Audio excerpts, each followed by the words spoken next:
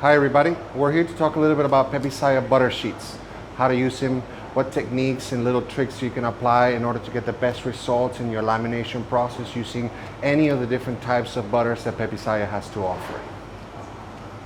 Now, within the Pepe Saya family and the Pepe Saya range of butter sheets, we have the Fifth of Duke, which is a non-cultured butter sheet, non-salted also. We have the PS100, which is 100% cultured butter.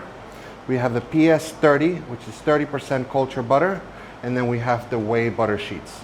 Now, all of these four different types of butter sheets have different characteristics and different sort of personalities that'll give you a different result in your lamination, and they each have a particular application for different types of products and different types of laminations that you may be doing. Okay. One of the ones that we'll start with today is the Pepe Saya PS30. This is probably my personal favorite and the workhorse. This is probably my personal favorite and the workhorse of the Pepe Saya butter sheets.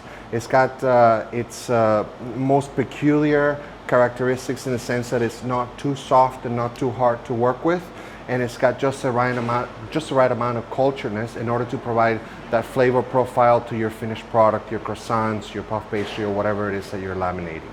All right. With whey butter sheets, they're definitely a little bit harder, a little bit stiffer, and being that they're made with whey, they definitely have a different flavor profile, different aroma. I personally use whey butter sheets for rough puff and puff pastry. They pair really well with non-leavened and non-cultured doughs.